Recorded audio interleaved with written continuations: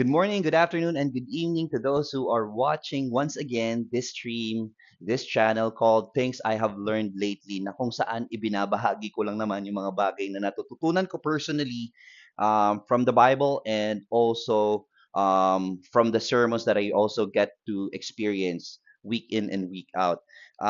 Simple lang po ang heart dito ng channel na ito. My heart is to share what I have learned as a follower of Jesus or from the Bible or maybe from a book that I get a chance to read.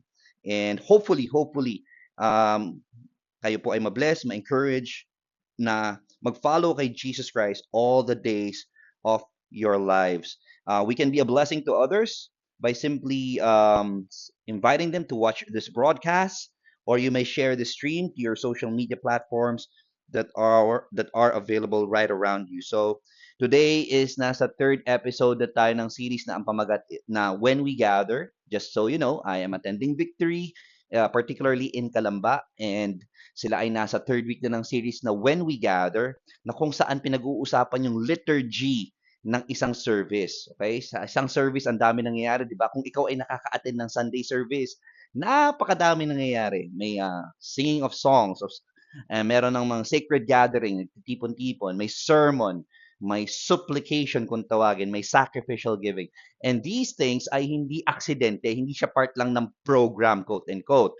These are essential to do on a week in and week out basis because it's shaping us and forming us, not just for 1 week but for the rest of our life. May mga bagay na paulit-ulit natin ginagawa as a form of habit because it is helping us, to a certain degree, become more like the person that we are actually doing and seeing. So for example, kaya yung song kinakanta natin because it's shaping us, the way we listen to things. Kaya tayo nagsa-sacred gathering is because when we gather together, the people of God, when the people of God gathers together, amazing things actually happen. So ganun din. Kaya yung mga elements na nakikita natin or na-experience natin on a Sunday during worship service, when we gather on a week in and week out, itong mga to ay hindi aksidenteng nandyan lang. May purpose yan. So today, we're gonna talk about a very, very interesting word called sermon. O, imaginein mo, no? This is a sermon about sermon. Yan. Okay, sermon. And so, we're gonna talk about sermon because sermon, primarily the source of sermon is through the Word of God. So the question is, are you shaped by the Word or by the world? Ano nga ba naghuhulma sa atin today? And sasagutin niya ng 2 Timothy chapter 3, verse 14 to 17. And so if you have your Bibles with you, please meet me in Second Timothy chapter 3, verse 14 to 17. Okay, the Bible says this in Second Timothy, but as for you, continue in what you have learned and have become convinced of, because you know those from whom you learned it, and how from infancy you have known the holy scriptures, which are able to make you wise for salvation through faith in Christ Jesus. All scripture, all scripture is God breath or God breathed, and it's useful for teaching, rebuking, correcting, and training in righteousness, so that the servant of God may be thoroughly equipped for every good work. That is the word of the Lord. Thanks be to God. Panginoon, maraming pong salamat. This is your word. It is living and active. It is infallible. It is inerrant. Walang mali na makikita dito. As a matter of fact, ang makikita is mali namin personally. So today, God, I pray that as we see, as you expose our mistakes, I pray that you would convict us to follow you and to have you and to walk with you into your image and into your likeness. Maraming salamat, Panginoon, that you never left us hanging. Thank you, Lord God, that you always show to us who we are and align us to who you want us to be. So God, I pray that that's what you're going to do as we watch this stream. Make us more like you. For those who are watching today who are sick, pray for healing. Some of them, Lord God, hindi naging maganda ang mga result nila sa kanilang mga test. Pray that you would bring healing to each individual right now who needs it, whether it's headache, whether it's backache, whether it's pain in the chest, Lord God, whether it's pain in the foot. Baka yung iba experiencing gout attacks right now. I pray for healing in the name of Jesus Christ. Some of them are experiencing high blood pressure. Lord, I pray that you would normalize the pressure, Lord God, in the name of Jesus Christ. So, Father, I pray for healing for those who are sick. Father, I also pray for restoration for those who are away from each other, for those who are in pain relationally. God, I pray for healing in the heart. I pray that you would bring godly restoration. Lord, what you want and what grieves you, by the way, what grieves the Holy Spirit is when you see your children against each other. So I pray, Lord God, that you would bring restoration to those who need it. Lord, I also pray for those who are experiencing financial difficulties. I pray, Lord God, that you would make a miracle in their situation right now. I pray that all debts will be canceled. I pray that the businesses will flourish. I pray for an increase in the jobs. I pray though for those who lost their jobs. I pray that you would make a way, Lord God, for them to get hired into a better place that is suited for them. Lord, thank you, Lord God, that there's nothing impossible with you. I pray, Lord God, for every family who are watching this stream or listening to this stream, rather. In Jesus' name we pray. Amen. Amen. All right. Ako po ay personally laki sa lolo't lola. For most of my years, I lived in Calamba City na kung saan doon ako lumaki kasamang lolo't lola ko. I'm born in Lipa. I was born in Lipa pero laki ako sa Calamba sa lolo't lola ko and napakarami kong narinig sa lolo't lola ko. Ewan ko kung makaka-relate kayo. Ito yung isa sa mga narinig ko lagi sa lolo't lola ko. Ang pagsisisi ay nasa huli. Yan, yan, yan. O nga naman, no, wala sa umpisa ang pagsisisi. Wala namang ganon.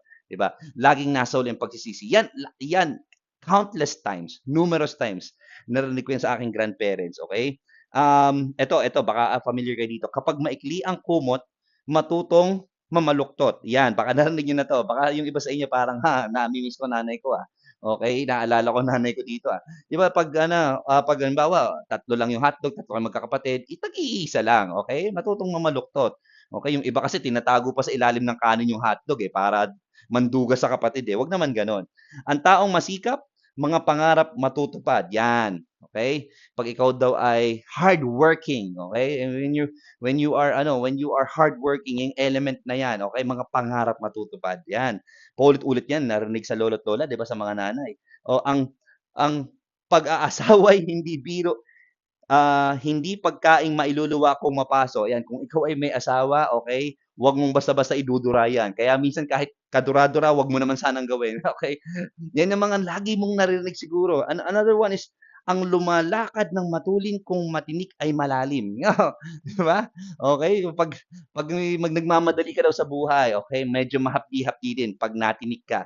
Alright? Last but not the least, huli man daw at magaling, maihahabol din. Okay, isa ako sa nakakarinig ng mga sermon na ito.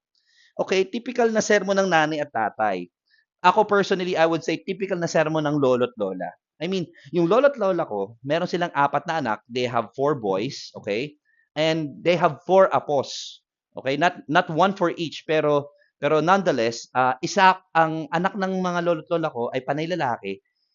Ang mga apo naman, ako lang ang lalaki. So alam mo 'yun, ang tagtad talaga ako ng sermon na 'to. Ang dami ko narinig na sermon na 'to, ta's sa kanila ko laging narinig. So 'pag halimbawa magbe-breakfast kami, alam mo mag-aalmusal ka lang ng taho, mag-aalmusal ka lang ng itlog, okey ka naman sa almusal mo. Alam mo apo, ang pagsisisi ay nasa huli. Anong kinalaman ng itlog na kinakain ko? 'Di ba minsan gano'n, eh.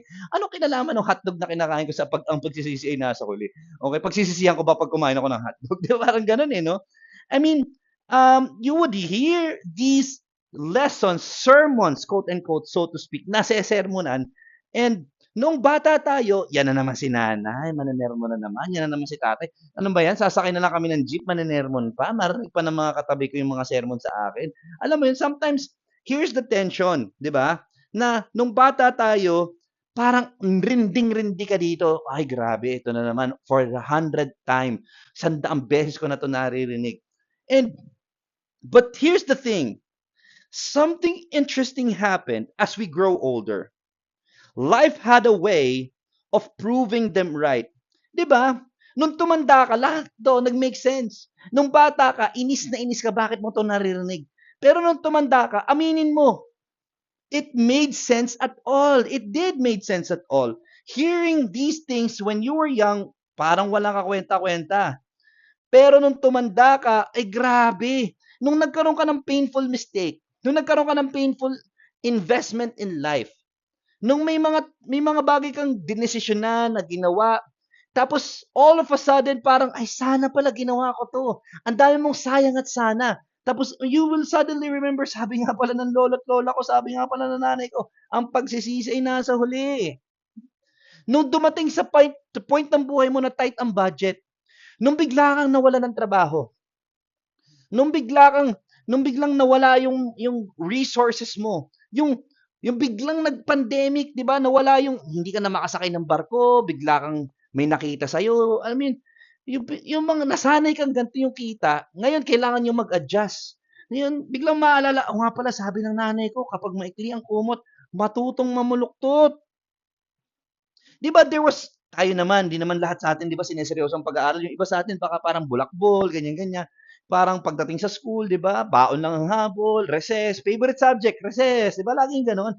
And, di ba, parang dumating sa point ng buhay natin, sana pala nagsumikap ako. Sana pala nag-work hard ako. Sana pala kahit papaano nung bata pa lang ako, nag-aral ako ng mabuti. And all of a sudden, you suddenly remember the wisdom of the old people. Sasabihin, ang taong masikap, mga pangarap matutupad.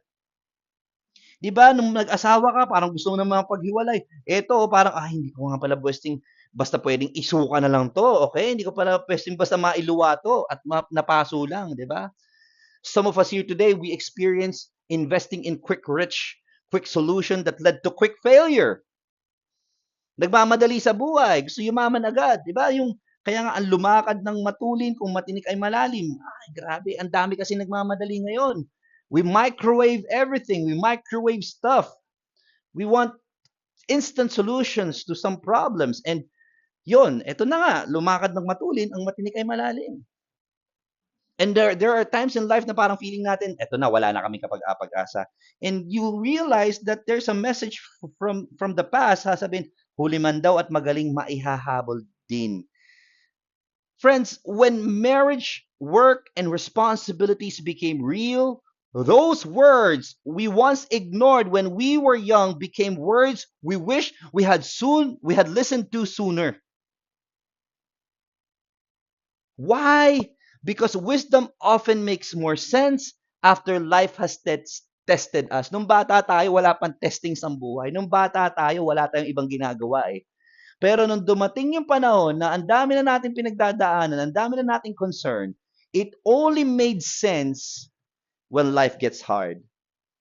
The lessons in the past wasn't something that we needed at that time, but it was being established so that when future events come like this, ready pala tayo. Kaya pala makulit si nanay, si tatay, si lolo, si lola. The same is true spiritually. Not every message you hear on a Sunday is for us at the moment.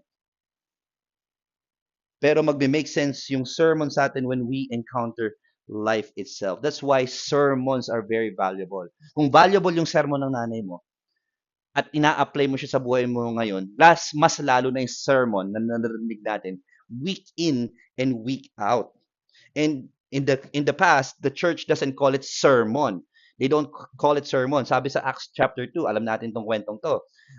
The Holy Spirit came upon the disciples during the time, and they were able to speak in other languages, and they were able to deliver a sermon during the time that is needed by the people, and 3,000 were added to the church that day. Imagine mo, isang sermon lang. 3,000 agad ang attendance ng church nila nung sa Acts chapter 2. And so what they do on a daily basis, not weekly basis, a daily basis, is what? They devoted themselves to the apostles' teaching. Natutunan ko to kay Pastor Jared ng Victory Kalamba. There was no New Testament yet. They talk about the Old Testament and how it connects to Jesus Christ. So wala pa silang hinahawakang Philippians, Colossians, wala pa silang hawak na ganon. Wala pa silang Gospels, Matthew, Mark, Luke, and John. Sila mismo yung naka-experience ng Gospel. Sila mismo yung nakakita kay Jesus Christ. So because they are fond and they are educated in the Old Testament and how it ties up to Jesus Christ on the present age during that time, ngayon, yun yung apostles' teaching na sinasabi.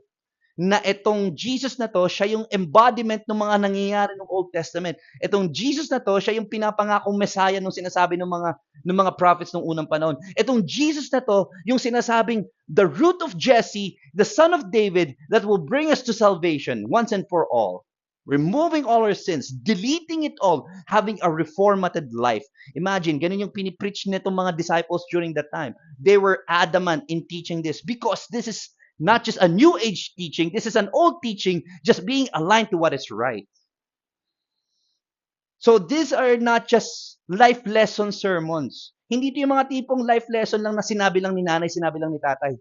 Ang ganda nga ng mga sinabi ni nanay at sinabi ni tatay. But now, these are not just life lessons that they're teaching, the apostles teaching, but this is their teaching life itself. That's why sermons are very important. Kaya pag sermon, hindi to opportunity para matulog ka. Etong sermon, hindi to opportunity para, ayan na, magsasalita na si pastor, magsasalita na yung preacher, iidlip muna ako saglit, dito lang muna ako sa pinakasulok dito, sa pinakamalamig na sulok ng church. Dito muna ako.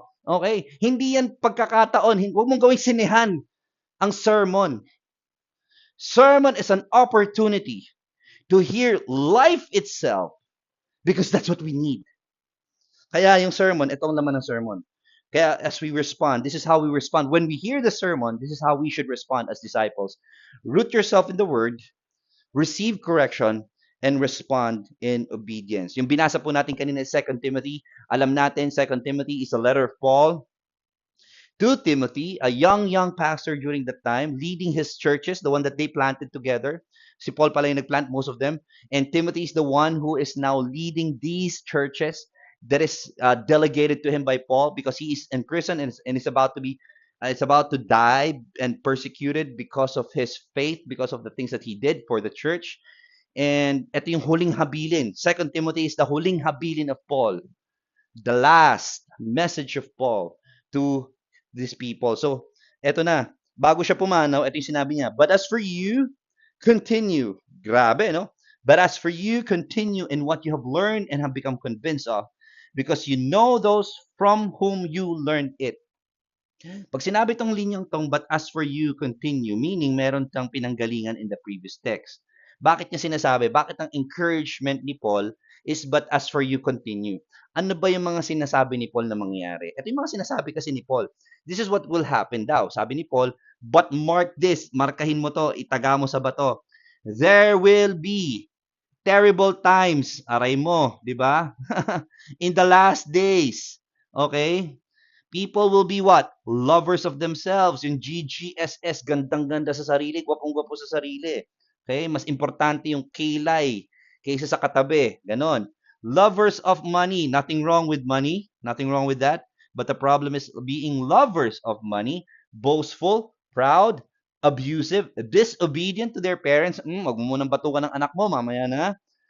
Ungrateful, unholy, without love, unforgiving, slanderous, without self-control, brutal, not lovers of the good, treacherous, rash, conceited, lovers of pleasure rather than lovers of God. Grabe, no? Mas pinipili yung mga pleasurely things. Akala natin tama, pero mali pala. Ano pa? Ano pang sinasabi dito? Ano pang sinasabi dito? They are the kind who worm their way into homes and gain control over gullible women. Worm their way. Di ba? Ang mga uod, hindi naman yan biglang pumapasok. Hindi yan kumakatok sa loob ng bahay. There was a time na experience ko to. Ewan ko na-experience nyo to. Kami na-experience namin to nung bata ako, nakatira ako sa probinsya. Yung naliligo ako, tapos biglang may worm na lumabas dun sa kadiri. Pero hindi naman yan biglang papasok eh. It slowly creeps inside. Hindi siya yung ay naku, ibig sabihin hindi sealed yung bahay. Hindi, may mga bagay talaga sa buhay may mga bagay talaga sa paligid natin na hindi natin mako-completely seal. And worms, dahan-dahan yan nagki-creep in. Into what? Into homes, whether spiritual or physical. Into your family. Into your spiritual family. Maybe biologically and spiritual family. Yung hindi porke, okay ang service ganda, nakanta namin ng tama. Ganda ng program flow, ganda na, maayos. Lumabas yung mga tao nakangiti, grabe nakakatuwa naman. Okay? Pero hindi ibig sabihin na okay lahat, na execute lahat sa isang program. Hindi ibig sabihin nun walang nag-creep in na worm. Nagki-creep in yung slanderous, nagki-creep in yung unholy acts, nagki-creep in yung unforgiveness. These things are slowly entering into relationships, slowly entering into your homes, slowly entering into churches, so to speak. And it's dangerous because it's swayed with these sins are swayed by all kinds of evil desires. Always learning, look at this, but never able to come to a knowledge of the truth. Yun yung nangyayari right now. Unfortunately, with the new teachings that we're hearing, di ba, ang dami nating bago narinig eh. You cannot choose your gender. You can be binary, non-binary. It's up to you. Grabe, yung binary, yung set ang binary, narinig ko lang yun sa programming eh. Naging computer na pala tayo. Oh, you can now, women empowerment. Yahoo! Yung mga men, hindi na natin kailangan. Really? Is that really what the scripture says? And nowadays, there are new desires, new teachings, new learnings na feeling natin, ay, luma na yan. No, no, no, no, no. Paul is encouraging Timothy here. Kahit ganyan yung nangyayari sa paligid mo, kahit ganyan yung nangyayari in the past, Timothy, but as for you, continue. But as for you, continue. Yes, there's a new culture. There's a new trend. There's a new idea. There are new influencers. And unfortunately, yes, madaling nadadala ang mga tao dito. And it's shaping, the world is shaping others. The world is shaping us. But Paul tells Timothy something surprising. Continue. In other translation, ang sinasabi nun is remain. Remain faithful. To remain faithful. The word continue in Greek means emeno. Emeno. With may ganun sa taas ng O. Which means more than simply staying where you are. It means to persist, to remain steadfast, and continue with unwavering loyalty. Grabe, no? Why? Because you have learned this in what you have learned and you have become convinced of. Because alam mo to, from whom you learned it. Hindi mo to basta-basta natutunan kung kani-kanino. Remember, if you read the beginning of Timothy, di ba? Sino yung nanay at lola niya? Yung lola at nanay niya ang nag-disciple sa kanya. Kaya nga sabi dito ni Paul, from infancy, nung baby ka palang alam mo na to, you have known the Holy Scriptures. Hindi ito yung basta feel-good book lang. Hindi ito yung mga libro na parang Christianity 101, Christianity for Dummies. Hindi ganun to. These are holy scriptures, meaning these words that you've heard, these words that you're taught of.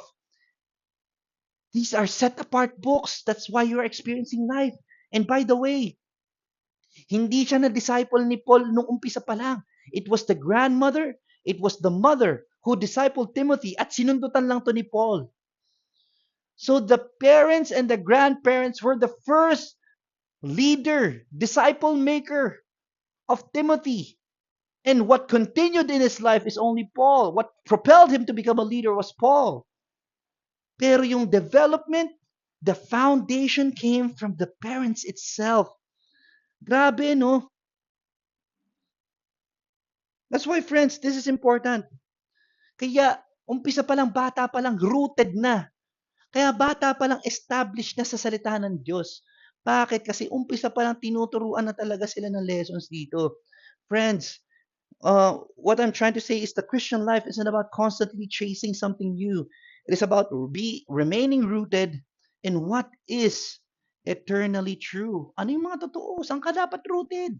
Di ba? The question is, where are you planted? There you are rooted. Kami po ay may puno ng alateris. Okay? I don't know if you know the, ayaw mo kung alam niyo yung prutas na yun, alateris. Maliliit yun na parang mga seeds ang itsura nun. And kami ng pinsan ko, namimitas kami niyan dati, tapos sinasalo namin yung t-shirt namin, ang sando namin. Bata pa kami, puno na siya ng alateris. So, hindi ko alam kung ilang years na yun. Probably 50, 60 years na yun doon. Tapos ngayon, matanda na kami. Okay, kwarentahin na, may mga anak na. Tapos yung lolo't lola namin, wala na, pumanaw na. Hanggang ngayon, nandun pa rin yung puno ng alatiris. And up to now, it's still flourishing, it's still bearing fruit. Nakakatawa kasi sa paligid nun, ang dami na nabago. Dati may factory ng plastic. Dati dito may bahay na na parang luma tapos na-renovate na. Dati bakanting lupa tapos nagkaroon So ang daming nabago sa paligid niya, and yet this fruit through the years, hindi siya naiibo, hindi siya naaalis. Up to now, it's still bearing fruit to where it was located. Friends, ganyan-ganyan ang sinasabi ng Panginoon when it comes to rooted and remaining faithful. Yes, things around you will change. Yes, your culture will change. Yes, you might go to a different nation. You might live in a different place. You may even go to a different planet. I don't know. For who cares, di ba? Pero nonetheless, mabago man ang mga bagay sa paligid mo, mabago man ang trabaho mo, mabago man ang gobyerno, at the end of the day, stay rooted in the word, remain faithful in the word. Kaya nga sabi dito sa Psalm chapter 1, blessed is the one who does not walk in step with the wicked.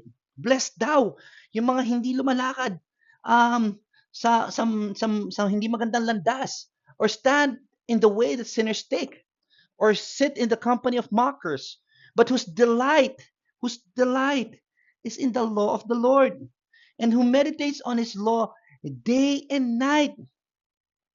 Blessed daw yung taong ganito. Bakit? Ano ba tong taong to? This person daw is like a tree. Sabi sa Psalm chapter 1, this person is like a tree. Okay?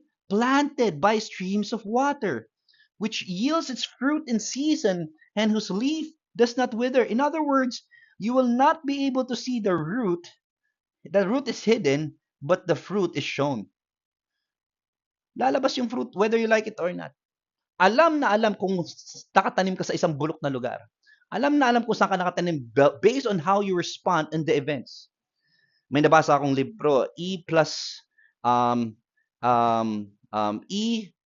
R equals O. Okay? Nakalimutan ko yung leader na nagsalita noon. Nakabasa ko lang sa isang libro. E plus R equals O. Events plus response equals outcome. Events, hindi mo mababago yan. It can be good event, it can be bad event. But response is something that you can control. And kung ano man yung response mo will determine the outcome. So imagine events, E plus R equals O. Grabe, no? Baka magamit mo to sa buhay mo. E plus R equals O. Okay? So events can be good or bad, can be positive, it can be negative, but your response is based on where you are planted. And the outcome will be like that. Kung paano ka mag-respond. So kung naka-experience ka ng bad event, nag-respond ka well, you will have a good outcome in spite of the bad event. You have a good event. May magandang nangyari, na-promote ka. Pero yung response mo is yumabang ka. Guess what is the outcome? Imagine mo na lang. Here's the thing. Response can only be shown when events are actually surprised. Lahat tayo nasa-surprise sa mga event. And response can only be found where you are planted. Lalabas yung events through your fruit. Whose leaf does not wither. Never kang malalanta. And whatever they do prospers. Kaya it's important to know where are you rooted, where are you planted. No one sees the root, only the fruit. Obvious kung saan ka planted in the way we respond to life. That's number one. So my encouragement to you is stay rooted in the Word of God. When you hear the sermon, it's always coming from the Word of God. Ako personally, sa mga nanonood po nitong stream na to at nakikinig, kapag wala po sa Word of God ang sinasabi ko, wag na po kayo manood ever. Importante po na connected sa Word of God. Number two is receive correction. Receive correction. The Bible says this in 2 Timothy 3:16. All scripture is God-breathed or God-breathed, okay? Paul is establishing the source, okay? The source of the scripture is from the breath of God. Theopneustos. Theopneustos, which literally means God breath. Dito lang to nabanggit in all scripture, in all the Bible. Dito lang to nabanggit sa 2 Timothy 3:16. Theopneustos meaning, literal meaning, God breath. It is the only verse in the Bible it is used. Because ito ay boses ng Panginoon, hininga ng Panginoon. All, not some, but all scripture, all 66 books of the scripture is God breath. It is useful, or sabi sa ibang translation, it is profitable for teaching. Okay, kung ikaw ay matagal mo na ako narinig, alam mo na to. Teaching is learn. Rebuking and correcting is unlearn. Training in righteousness is relearn. Okay? Yan lang tatlong yan. Why? Teaches. Bakit? It shows us what's true. Alam natin yung mga totoong bagay. Teaching is important to know. Ay, mali pala mali pala ang nakikipisan ako sa magulang ko. The Bible says, leave and cleave. Kapag ako'y may asawa na, okay, I will leave my father and my mother and the two shall become one.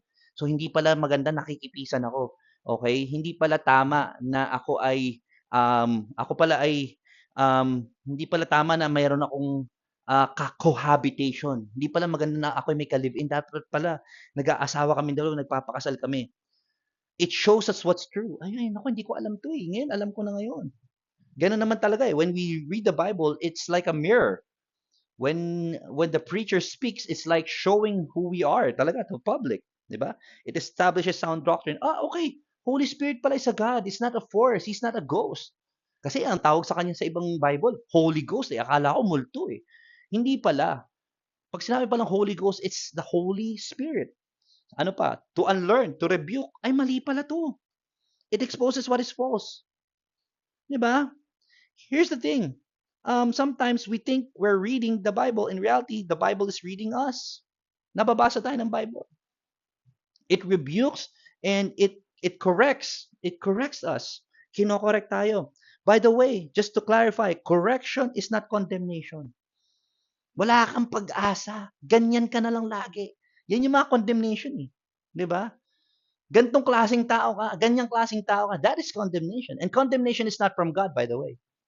Correction is not condemnation. Correction, the purpose of correction is like restoration. Sino sa inyo nabalian ka na ng buto? Ako na-experience ko yan. Nag-basketball ako, nabalian ako ng buto. Pag sinabing correction, ina-align, binabalik niya sa original design. Hindi ganyan design ng buto mo, hindi dapat yan naka-misalign, hindi dapat yan nakatagilid. Dapat yan nakatama sa para mag-function ng maayos yung kamay mo, mag-function ng maayos yung legs mo. Kasi pag hindi aligned yung mga buto mo, you are not gonna be able to function well. Ganon din ang correcting. Correcting in its own nature is not condemning. Correcting in its nature is aligning so that the man of God will be able to live well, like a doctor resetting and recalibrating something that's broken. Ganon ang correcting. And may mga bagay talagang kailangan natin i-unlearn kahit matanda na tayo. Ay, shucks, hindi ko alam. Mali pala to. Hindi lang yun, relearn. Meaning we have to be reminded. May mga times nakakalimot tayo, di ba? Sino sa inyo makalimutin ka? Makalimutin ka. Di ba? May mga times na, ay, nga pala, mali nga pala to. Relearn is reminder. So when you hear the sermon is meant to give us learning, to give us unlearning, and to relearn. Ay, ganito pala dapat ang culture. Ay, ganito pala dapat ang the way we speak. Ganito pala dapat. Ganito pala dapat ang behavior. Ang tamang posture when we do these things. And these things are not just, elementary school teachings. These are theopneustos, God breath, all from the scripture. If it's from the scripture, it is essential on how we live our lives. Yung iba kasi parang pagdating sa sermon, pagdating sa faith, okay, makikinig ako. Yes, pagdating sa generosity ng hindi ako makikinig diyan.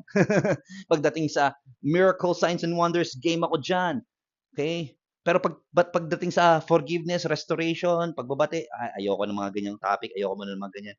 Friends, we love verses that comforts us, but we often avoid verses that confronts us. Sorry, napatungan ko. 'Di ba? Unfortunately, ganyan tayo, di ba? We love the verses that comforts us, but we don't love the verses that confront us. Friends, I pray that whenever the word is confronting us, it's all from the heart of love. Love lang hugot niyan. Kaya tayo kino-confront because love ang hugot niyan. Mahal tayo ng Panginoon. Di ba? God disciplines those He loves. Mahal tayo ni Lord. Kaya nga the Spirit uses the word to slowly shape us into the image of Christ. Minsan pag sermon, parang, di ba, minsan pag nakikinig ka ng sermon, or kahit ganito, yung gantong online, di ba, o gantong parang recorded, di ba parang yung narinig mo na parang ako yun na, parang ako yung pinapatamaan na. Parang alam niya yung buhay ko. Di ba parang, minsan pa feeling mo pag umaattend ka ng Sunday or nakikinig ka ng mga ganito, parang, in-stalk ba ako noon? Na, ba't alam niya ang buhay ko? Hindi. Iba lang talaga pag spirit ang nangusap. Friends, the spirit is the one who primarily speak to us, and he uses the word to slowly shape us with the goal of not condemning us, but shaping us into the image of Jesus Christ. Yan yun. Yan ang goal niya. Kaya sabi ni Charles Spurgeon, alam niyo sabi ni Charles Spurgeon, a Bible that is falling apart usually belongs to someone who isn't. Okay lang. May mga ibang tao ko nakausap. Ay, kuya, durug-durug yung Bible ko. Ay, kuya, sira-sira yung Bible ko. Okay lang. Okay lang na sira-sira ang Bible mo. Ibig sabihin, ginagamit mo. Pangalawa, ang importante, sira-sira ang Bible mo kaysa naman yung buhay mong sira-sira. O, di ba? Kaya ibang tao na parang sira-sira ang buhay, tingnan mo yung Bible nila, ang gaganda pa, naka-plastic pa. Kaibigan, kapatid, mas gusto kong makita na sira-sira at maraming sulat at guri-guri ang Bible mo. Pero at least alam mo sa buhay mo na in-establish mo yung word na yan at nag-receive ka, ni-root mo yung sarili mo at ni-receive mo yung correction ng Panginoong Jesus.